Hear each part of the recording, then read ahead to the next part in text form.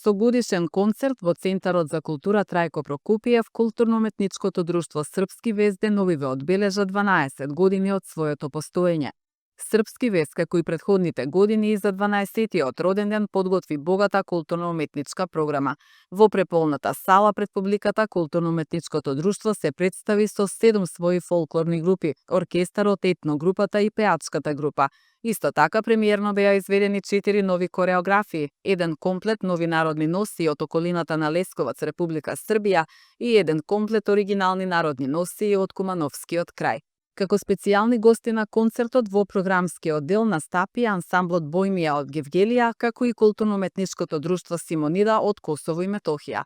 На одбележувањето на роденденот во Куманово присуствуваа и потпредседателот на владата на Македонија Иван Стоилковиќ и министри од владата на Република Србија Никола Селаковиќ, Ѓорѓе Миличевиќ и Владимир Кокановиќ.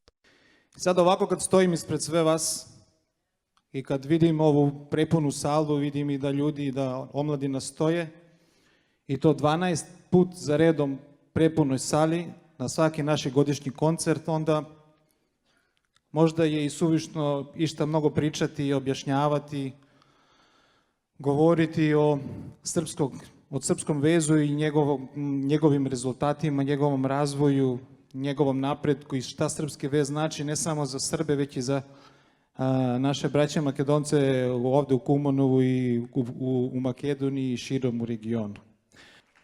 Srpski vez je, tako sam čuo i tako govore ljudi, potreban ovom našem gradu, jer srpski vez je postao onako simbol očuvanja srpske kulturno-istorijske baštine, očuvanje srpskog jezika, srpskog identiteta, primer zajedništva, primer saradnje, duboke saradnje sa bratskim makedonskim narodom i ostalim zajednicama u koji žive ovde u Kumanovu i šire, i srpski vez će nastaviti da radi u tom pravcu, jer nama je uvek krajni cilj da zaočuvamo neke prave vrednosti i da decu naučimo da nije samo važno igrati, jer je važno i stvarati nova prijateljstva i graditi nova iskustva i biti bolji ljudi kad izađu odavde.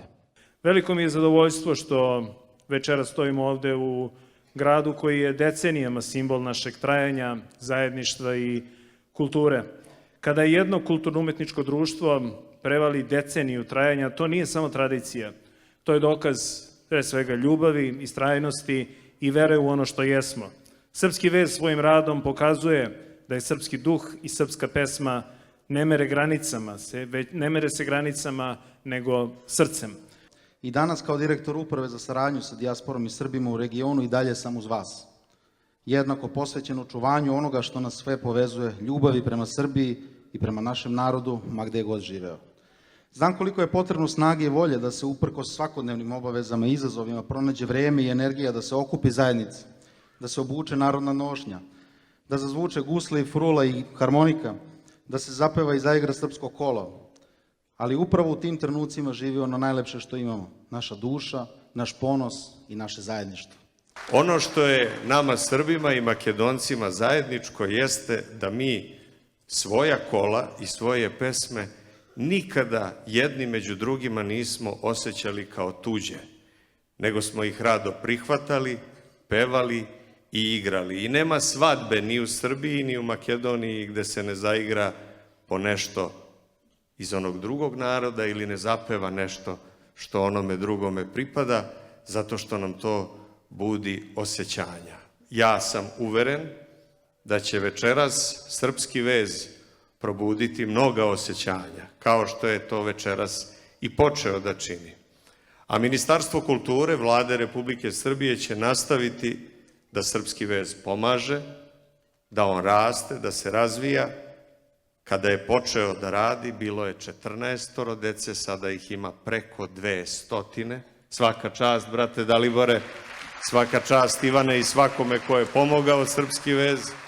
Културно-уметничкото друштво Српски вест има над 200 членови кои што преку активностите ја негуваат српската култура и традиција на најдобар можен начин во Куманово, но и надвор од границите на Македонија.